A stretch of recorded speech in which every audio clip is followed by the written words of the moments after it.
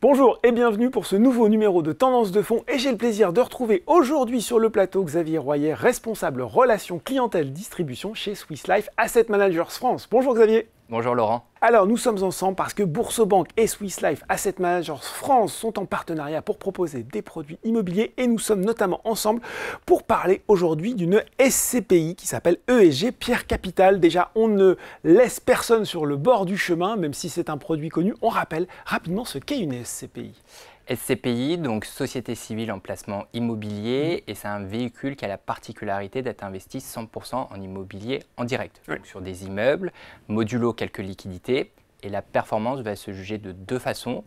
Premièrement, la valorisation du parc immobilier, qui peut évoluer à la hausse ou à la baisse. Bien sûr. Et deuxième façon, en fait, c'est le rendement, donc c'est les loyers que les porteurs de parts percevront.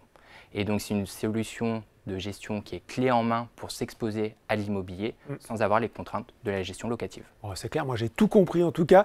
On le sait, le secteur immobilier, Xavier, il est vaste. Dans quel type d'actifs spécifiques est investi cette SCPI ESG Pierre Capital? ESG Pierre Capital est investi et une SCPI en fait qui est diversifiée, aussi bien géographiquement que sectoriellement, ce qui fait qu'elle va aller sur le bureau, l'hôtellerie ou bien le commerce. Et j'ai tendance en fait à l'appeler et la surnommer la Smart SCPI. Pourquoi? Parce qu'en fait, on va viser plusieurs thématiques. Première thématique, ça va être notamment le Smart Office. On le voit, donc des bureaux de plus en plus tournés vers leur quartier, des bureaux de plus en plus verts. Deuxième thématique, ça va être notamment la partie de Smart City, donc avec la ville du quart d'heure où on veut consommer, se restaurer, travailler dans le même quartier. On a le développement de la logistique de proximité. Et dernière thématique, c'est notamment le Smart Travel avec l'essor de l'hôtellerie d'utilisateurs et du comme à la maison. Et justement, Xavier, j'ai vu en préparant l'entretien que d'un point de vue géographique, vous aviez des actifs répartis entre la France et l'Allemagne, c'est bien ça? Exactement. ESG Pierre Capital est une SCPI qui est diversifiée géographiquement. Elle a 49% de son parc immobilier en Allemagne et 51% en France, ce qui va lui permettre, et du coup vous permettre d'avoir une diversification sur le risque, parce que le marché allemand n'est pas forcément similaire au marché français. Ça va vous donner accès aussi à un autre pays où vous n'auriez pas forcément les capacités d'investir. Et aussi, cerise sur le gâteau, vous avez un avantage fiscal en allant en Allemagne. Pourquoi? Parce qu'en fait, vous avez une fiscalité sur les revenus fonciers qui est plus faible en Allemagne, 15,825%. Ce qui fait qu'entre deux pays européens, vous n'avez pas une double imposition. Donc, si vous payez déjà les impôts en Allemagne, vous n'allez pas les repayer en France. Et donc, suivant votre taux marginal d'imposition, vous allez avoir un crédit d'impôt et donc un réel boost sur votre performance. Bon ben voilà, les attraits de cette diversification géographique. Pour les gens qui nous regardent et qui disent tiens, c'est pas mal, ça pourrait m'intéresser ce produit, qui se pose peut-être la question de savoir comment on peut l'insérer, cette SCPI, dans sa stratégie d'investissement. Est-ce que c'est d'ailleurs un produit accessible? Ça aussi, c'est important hein, quand on veut investir et qu'on se dit voilà, peut-être le ticket d'entrée est un petit peu trop fort. ESG Pierre Capital en fait doit être vu comme un outil patrimonial avec notamment plusieurs aspects.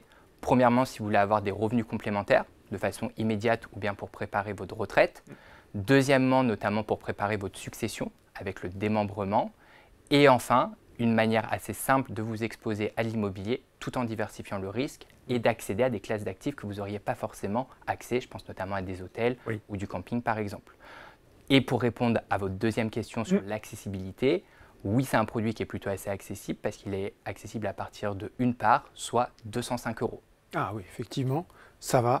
Question aussi qu'on peut se poser, c'est finalement, on sait que ce sont plutôt des stratégies de long terme parce qu'il y a des frais sur les SCPI. Est-ce que vous pouvez les rappeler pour nous? Oui, effectivement, on a des frais sur notre SCPI ESG Pierre Capital. On a des frais de 12%. Ça peut paraître beaucoup, mais si vous achetez un appartement ou une maison, on a des frais. Frais de notariat, droit de mutation.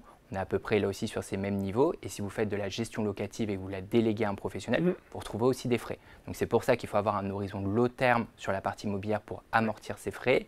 Et point important, c'est des frais qui sont pris à la sortie, donc sur la valeur de retrait. Vous ne les verrez pas dès le début à l'intérieur du produit.